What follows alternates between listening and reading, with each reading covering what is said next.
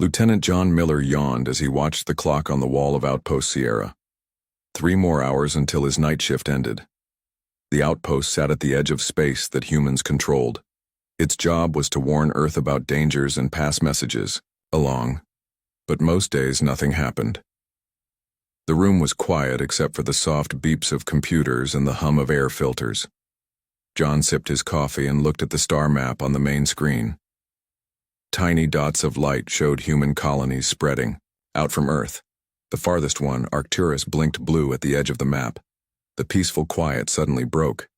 "Lieutenant, we've got something," Samantha Wright called from her station. Her voice was tight with worry as her hands moved quickly over her screen. John rushed to her side.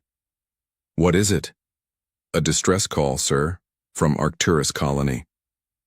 Samantha's face looked pale in the blue light of her screen.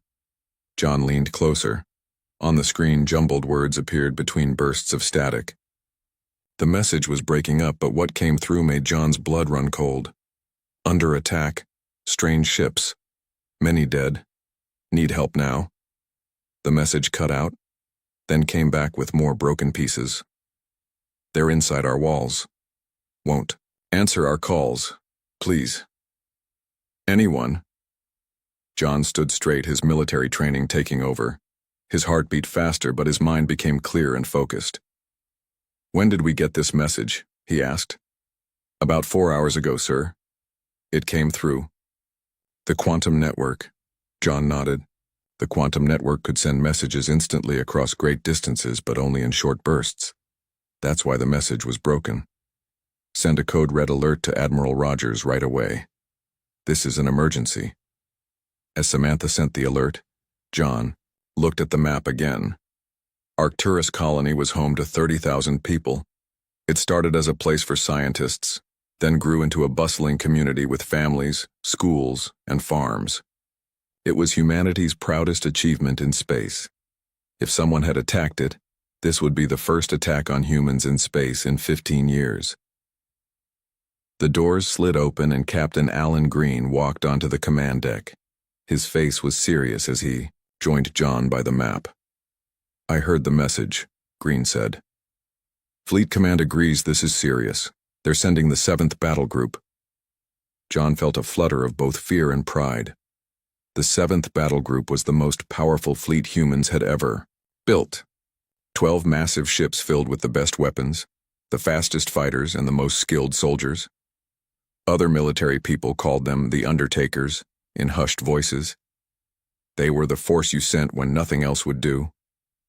"Bring up visuals of Arcturus," Green ordered. The main screen changed to show the last images sent from Arcturus before the attack. The colony was beautiful. Blue oceans, green fields, and white buildings that gleamed in the light of its sun. 30,000 people lived there, working to build humanity's future among the stars. John thought of his cousin Olivia. She had moved to Arcturus last year to help make the planet more like Earth. Was she safe? Was she even alive? "Sir, we're getting sensor readings from the colony," said Officer Ben Wilson from his station. "Multiple explosions detected on the surface, and there are unknown ships in orbit." Green's face hardened. "Can we identify them?" "No, sir. They don't match any known designs. Not human and not any alien race we've met before." The command deck fell silent. In the 15 years since humans had started building colonies in space, they had met 7 other intelligent species. 4 were friendly, 2 were cautious but peaceful, and 1, the Centauri, kept their distance, but hadn't caused trouble. This was something new. Something dangerous. "What about our defenses at Arcturus?" John asked. Wilson shook his head. "The colony's defense grid is offline. Their military ships, they're gone." Green turned to face his team. His eyes were like steel. "This isn't a rescue mission anymore. This is a response. Whoever attacked our people will learn what happens when you attack humanity." As the outpost burst into activity, John tried to focus on his job, but his mind kept going back to Olivia and the 30,000 other people at Arcturus. "Sir," Samantha called out. Admiral Rogers is responding to our alert. The main screen changed to show Admiral Kate Rogers on the bridge of her flagship. Her uniform was perfect. Her gray hair pulled back tightly. Her eyes showed no fear, only determination. Captain Green, we've received your alert. The 7th Battle Group is preparing to jump to Arcturus now. What are your orders, Admiral? Green asked. Find survivors, identify the attackers, and deliver the full force of human military power if they're still there. Her voice was calm but carried the weight of command. No one attacks a human colony without consequences. Yes, Admiral. What about Earth? Should we alert the civilian population? Rogers thought for a moment. Not yet. Let's not start a panic until we know what we're dealing with. The 7th Battle Group will handle this. As the call ended, John looked at the red dot that now marked Arcturus on the map. In all of human history, no military force had ever been as powerful as the 7th Battle Group. 12 ships carrying enough firepower to reduce a planet to ash. The most trained soldiers, the best pilots, and weapons that could cut through almost any defense. And they were angry. Lieutenant Miller, Captain Green said, you're being reassigned. Admiral Rogers wants you on the Harbinger as a tactical officer. Your knowledge of Arcturus colony will be valuable. John nodded. The Harbinger was Admiral Rogers' flagship, the largest and most powerful ship in the fleet. Yes, sir. When do I leave? Now. There's a transport waiting to take you to Jupiter Station. The fleet jumps in 6 hours. As John gathered his things, he looked one last time at the image of Arcturus on the screen. Somewhere down there, people were fighting for their lives. Or perhaps they were already dead. Either way, humanity's deadliest fleet was coming, and they would not show mercy to whoever had sent those 30,000 people crying for help. As he headed for the transport, John heard Captain Green's words to the command staff. Today, someone made the worst mistake possible. They attacked humans and thought we wouldn't respond. They're about to learn how wrong they were. Jupiter Station buzzed with activity. Soldiers ran back and forth, supply crates moved on hovering platforms, and mechanics made last-minute fixes to fighter ships. The sound of boots on metal floors, shouted orders, and warning alarms filled the air. In the middle of this storm of activity walked Admiral Kate Rogers. Her gray uniform had no wrinkles, and her face showed no fear, only solid determination. She moved with purpose through the main hangar where ships were being prepared for battle. Commander Eric Jordan hurried to catch up with her. Admiral, the fleet is almost ready. Give me the details, Kate said without slowing down. The Harbinger will be ready in 20 minutes. The other 11 ships are at 93% battle ready. We've loaded the special weapons you asked for the antimatter bombs and the new quantum torpedoes. Kate looked around the huge hangar. Thousands of crew members rushed to prepare the fleet. Fighter pilots checked their small, fast ships. Weapon crews loaded missiles and checked laser cannons. Medical teams stored supplies for the wounded they might soon treat. What do we know about who attacked Arcturus? Kate asked. Eric frowned. Not much, Admiral. Based on the broken messages and our long-range scans, it's a species we've never seen before. Not the Centauri or any other aliens we know. This was bad news. In the years since humans had started exploring space, they had met 7 different alien civilizations. 4 were friendly. 2 had been hostile at first, but later became cautious friends. The 7th, the Centauri, kept their distance but didn't cause trouble. An 8th species showing up without warning and attacking humans? That had never happened before. Any news from Arcturus? Any survivors? Kate asked as they walked toward her ship. Eric's face darkened. We've lost all contact with the colony. Our scans show lots of heat spots that look like bombing from space. Their defense system is completely dead. Kate felt cold anger build inside her, but she kept her face calm. How many people lived there?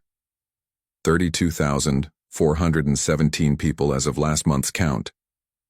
Kate stopped walking and turned to face Eric directly. Make sure every ship captain knows our mission. First, find survivors. Second, identify the enemy. Third, destroy them if they're still there. If these attackers are still at Arcturus, they'll learn why people call us the Undertakers. As they neared the entrance to the Harbinger, Kate's massive flagship, She noticed a woman in a white lab coat waiting nearby. The woman wasn't military. She stood tall with a serious look on her face. "Admiral," Eric said, "this is Dr. Laura Bennett from the Alien Language Department. She insisted on joining the mission. She's our best expert on talking to new species." Dr. Bennett stepped forward. "Admiral Rogers, I know this is mainly a military mission, but if we're meeting a new alien species, we need someone who can try to communicate with them." Kate looked the scientist up and down. "Doctor, I appreciate you wanting to help, but this isn't a friendly first meeting. This is a response to an attack on our people. With respect, Admiral, we don't know why they attacked. It could be a huge misunderstanding. Maybe they tried to talk to us and something went wrong. 30,000 civilians, Doctor, that's not a simple misunderstanding." Laura didn't give up. "All the more reason to have someone who might be able to talk to them and stop more people from dying, on both sides." Kate thought about this for a moment, then gave a short nod. "Fine. You can join my staff on the Harbinger. But understand, this, if they shoot at my ships, I will hit back with everything we have." As they boarded the flagship, loud alarms began to sound throughout the station. The fleet was leaving soon. Inside the Harbinger, crew members secured equipment for takeoff. Tech teams did final checks on weapon systems, and pilots prepared their fighters. In her private office, Kate looked at the final report about the attackers. The pictures were fuzzy, taken from the colony's defense satellites before they were destroyed. The alien ships were dark and sharp-angled with no visible engines. They moved in strange patterns that didn't make sense to human military experts. Whatever humanity was facing, it was unlike anything they had seen before. But Kate was sure of one thing: the 7th Battle Group would not fail. The Harbinger disconnected from Jupiter Station and the other 11 ships formed up around it. Kate sent a message to everyone in the fleet. "All hands, this is Admiral Rogers. We are responding to an attack on Arcturus colony by unknown enemies. Our mission is clear: find survivors, protect human interests, and send a strong message to those who threatened our people. The 7th doesn't start fights, but we finish them. Rogers out." The fleet sped toward the jump point where they would enter the faster-than-light tunnel that would take them to Arcturus in 18 hours. 18 hours to prepare for whatever waited for them. 18 hours for the attackers to learn they had made a terrible mistake. On the bridge of the Harbinger, Kate stood looking at the main screen showing their destination. The stars stretched and then blurred as the ship entered FTL speed. Behind her, crew members worked at their stations. "Weapon status?" Kate asked. "All weapons armed and ready, Admiral," reported Lieutenant Greg Barnes from the tactical station. "Main plasma cannons at full charge, missile tubes loaded, shield generators at maximum capacity." Kate nodded. "And our special package?" Greg lowered his voice. "The Nova bomb is secured in Bay 3, Admiral. It's ready if needed." The Nova bomb was humanity's most destructive weapon, capable of making a star go supernova if detonated inside it. It had never been used in battle before. Kate hoped it wouldn't be needed now, but she had made sure to bring every weapon available. Dr. Bennett stood nearby, listening. "Admiral, I hope you're not planning to use that. A Nova bomb would destroy the entire star system, including any survivors on Arcturus." "It's a last resort, Doctor," Kate said firmly, "but I want the attackers to know we have the power to end them completely if they force our hand." As the ship sped through FTL space, Kate turned to Commander Jordan. "Show me the colony again." The main screen changed to show images of Arcturus before the attack. Beautiful blue oceans, green fields, and white buildings under a golden sun. 32,000 people had called it home. Kate's eyes hardened. "When we find who did this, they will pay, that's a promise." The flagship Harbinger led the way, its massive engines glowing blue against the blackness of space. Behind it came the rest of the fleet, the destroyers Eagle and Falcon, the cruisers Valiant, Defender, and Guardian, the carriers Phoenix and Pegasus with their hundreds of fighter craft, and the support ships filled with Marines, medical teams, and supplies. Together they formed the 7th Battle Group, the deadliest fleet humanity had ever built, and they were coming for revenge. The 7th Battle Group burst out of faster-than-light travel in perfect formation. 12 massive ships arranged like an arrow, their weapons hot and shields at full power. In front of them floated the planet Arcturus, once a beautiful blue-green world, now scarred with dark marks that could be seen even from space. Fire still burned across the northern half of the planet, where most people had lived. "Multiple ships detected," announced Lieutenant Craig Foster from his station on the bridge of the Harbinger. 17 unknown vessels in orbit around Arcturus. "Admiral." Kate Rogers stood tall at the center of the bridge. "What type of ships are they?" "Unknown design, Admiral. They match what we saw in the scans from the colony's defense systems before they went dark. Their energy readings are very strange. They don't seem to make power in any way we understand." Kate studied the tactical screen where red triangles showed the alien ships. They were arranged in a loose ball shape around the planet. They didn't seem worried about the arrival of the human fleet. "Any signs of life on the planet?" Kate asked. Communications Officer Lisa Donovan looked up from her station with a hint of hope in her eyes. "Yes, ma'am.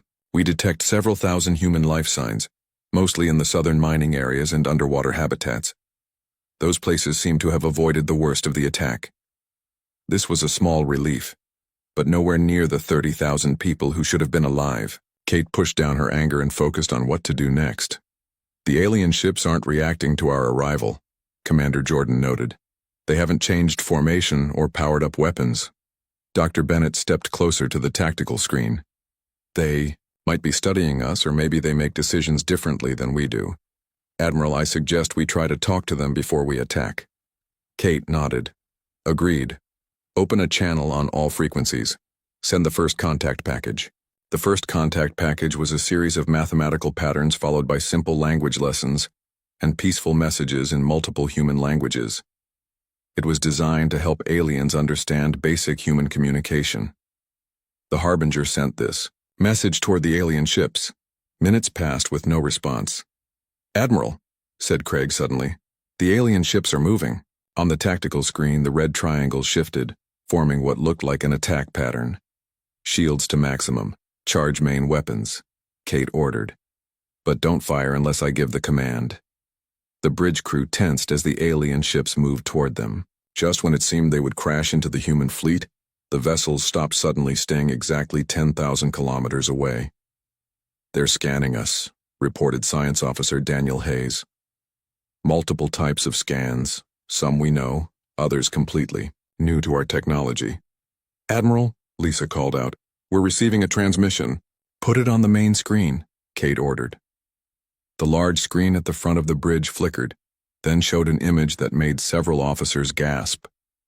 The being displayed looked like it was made of crystal, see-through, with many flat sides, and no clear face or limbs. It seemed to shimmer and change shape, parts of its body constantly moving. A harsh grinding sound filled the bridge, forcing several people to cover their ears before the computer automatically lowered the volume. "The translator is trying to process the sound," Lisa said, "but it doesn't match any language pattern we know." Dr. Bennett stepped forward. "May I help, Admiral?" At Kate's nod, Laura went to the communication station and began making adjustments. "The sounds aren't language as we understand it, they're pure data. The translator is trying to turn mathematical patterns into words." After several tense minutes, the harsh sounds were replaced by a flat, computer-like voice. "Signal clear. Now, you come to distress call. Not expected." Kate stepped forward. "I am Admiral Kate Rogers of the United Alliance. You attacked a human colony and killed thousands of our people. Explain your actions now." There was a pause before the answer came. "Colony sent harmful radiation. Signal caused pain. Signal continued after warning. Had to remove source." Dr. Bennett looked up from her analysis with wide eyes. "Admiral, I think there's been a terrible misunderstanding. The harmful radiation they mention. It could be our normal communication systems. If these beings sense energy differently than we do." "You're saying they attacked because our colony was talking?" Commander Jordan asked in disbelief. "Not talking. More like screaming from their point of view," Laura explained. "If they feel radio waves or other signals as physical pain, our communications might have hurt them badly." Kate turned back to the alien. "The signals were not meant to harm you. They were just how we communicate. We can change our signals to avoid hurting you. Another pause. Need proof. If only communication, why increase after warning? Laura's face went pale. The colony probably boosted their signals trying to contact these beings when they first appeared, not realizing that was making things worse. Kate felt a cold understanding grow inside her. This wasn't an attack out of hatred. It was a terrible misunderstanding that had led to tragedy. Let us get our surviving people off the planet, Kate said firmly. Then we can set up proper communication that won't harm you. The crystal being shifted, its flat sides rearranging. You may get your people. New communication acceptable. Warning, more harmful signals will result in removal. As the transmission ended, Kate turned to her officers. Begin rescue operations immediately. All ships send down shuttles and rescue craft. Priority is finding survivors. Dr. Bennett was already working at a computer. Admiral, I'm making guidelines for signals that won't hurt these beings. We need to completely change how we communicate with them. Kate nodded grimly. Do it. And prepare a full report for fleet. Command. We need to alert all human colonies to change their communications immediately. As the rescue operation began, Kate stared at the tactical screen where the alien ships now sat quietly. What had started as a mission for revenge had changed into something much more complex, the beginning of a careful relationship with beings so different from humans that even basic communication had caused disaster. The 7th Battle Group had come ready for war but found a challenge that weapons couldn't solve. The real work was just starting. On the bridge of the Harbinger, Commander Jordan approached Kate. Orders, Admiral? Kate looked at the image of the crystal alien still frozen, on one screen. Deploy all rescue ships, get our people off that planet as fast as possible, and power down our weapons, but keep shields up. I don't fully trust them yet. And if they make any threatening moves? Kate's eyes hardened. Then we show them why we're called the Undertakers. But let's hope it doesn't come to that. We've had enough death today. As rescue ships launched from the human fleet, Kate watched the alien vessels carefully. They made no move to interfere. Perhaps there was hope for understanding after all. But as she watched the burning surface of Arcturus, Kate couldn't help but wonder. How many more misunderstandings might be waiting as humanity pushed further into the stars? And how many of those misunderstandings would end in blood before they ended in peace? The southern part of Arcturus was dark. Thick smoke from fires in the north blocked the sunlight. Lieutenant John Miller stepped off a shuttle onto muddy ground at Mining Outpost Delta. Around him, doctors and security teams moved quickly, following practiced routines. Lieutenant Miller, called a woman running toward him. Her white coat was dirty with mud and blood. I'm Dr. Allison Ward, the medical director here. Thank God you've come. Doctor, how many survivors do you have here? John asked. She pushed hair from her tired face. 412 people. We have another 200 badly hurt in the medical area we set up in the mining building. This outpost was built for only 200 people, so we're packed in like sardines. John checked his wrist computer, looking at the map that showed rescue operations across the southern half of the planet. 3 more shuttles are coming with medical supplies and more doctors. We'll start moving the wounded first. All around the planet, similar scenes played out as the 7th Battle Group used its resources for rescue instead of battle. The fleet that had arrived ready for war was now saving lives instead of taking them. Inside the mining building, people filled every space. Many had burns and broken bones from being caught outside during the attack from space. Some cried in pain while others sat in shock, staring with empty eyes. John moved through the crowds, helping the medical teams decide who to take to the ships first. As he worked, he looked at faces, searching for his cousin Olivia. She had worked at the main colony, but maybe she had escaped south before the attack. A young man with a bandaged arm approached him. You're looking for someone? My cousin, Olivia Miller.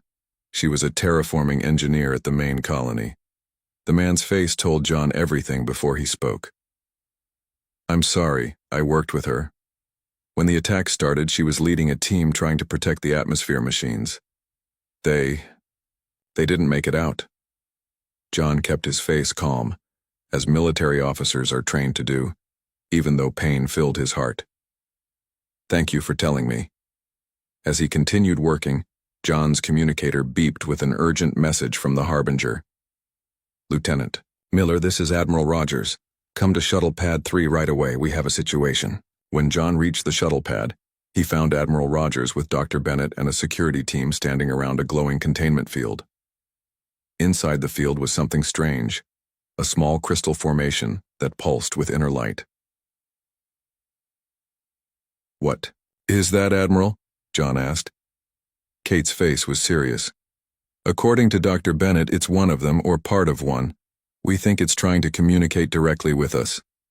Laura stepped forward. The crystal beings can separate parts of themselves that can act on their own.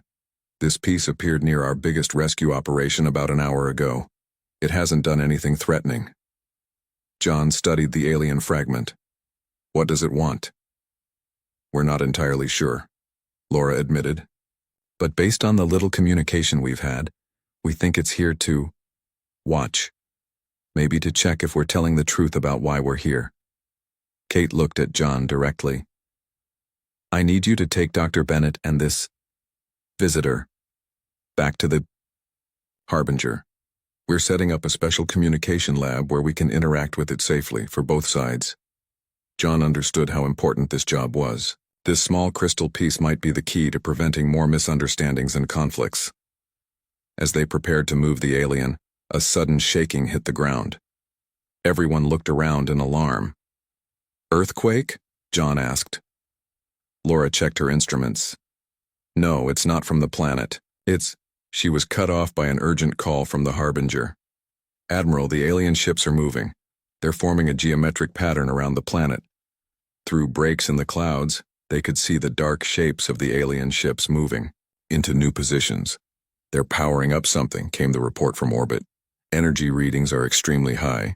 For a tense moment, Kate feared they had misunderstood the aliens' intentions, that this had all been a trick before a final attack. But Laura's instruments told a different story. Admiral, they're not charging weapons. I think they're trying to fix the damage to the planet. From orbit, the crew of the Harbinger watched in amazement as beams of energy extended from each alien ship, connecting to form a net-like pattern around Arcturus. Where the energy touched the atmosphere, the smoke and pollution began to clear. Fires that had burned for days suddenly went out. They're cleaning the atmosphere, Laura explained, her voice filled with wonder.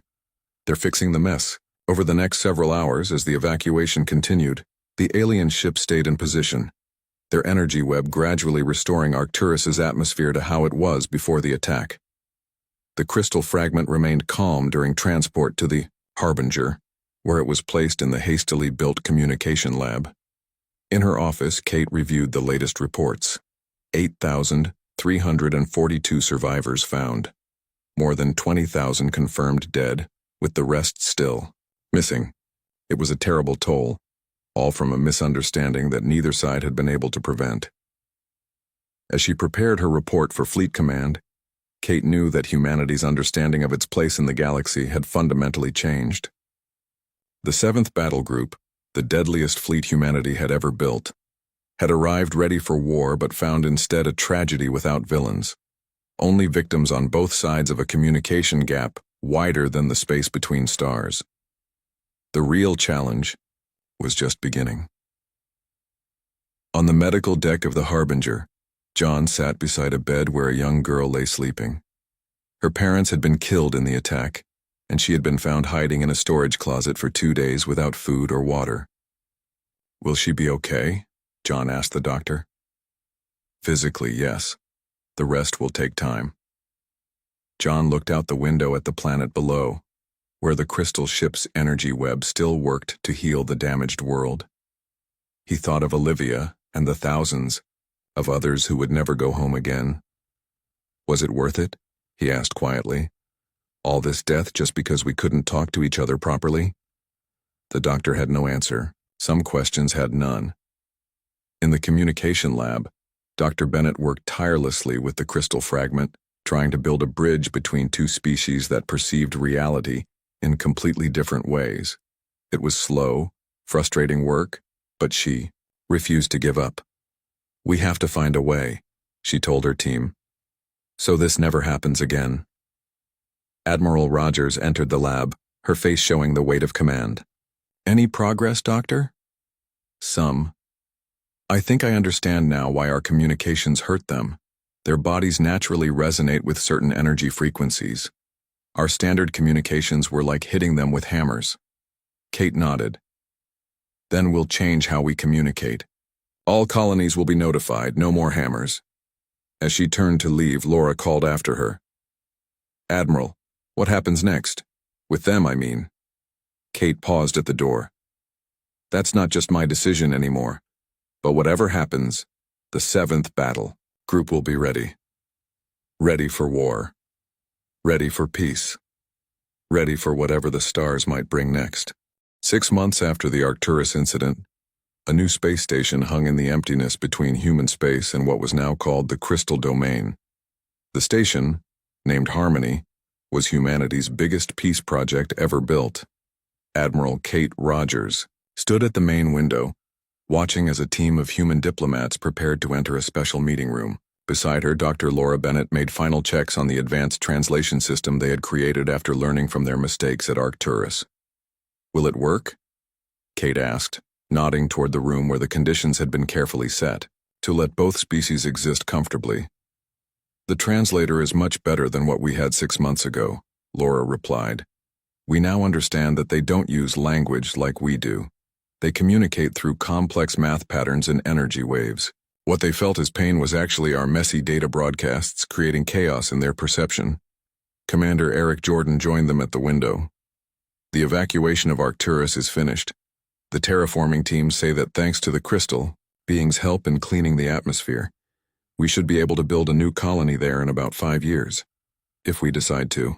Kate nodded, her face serious.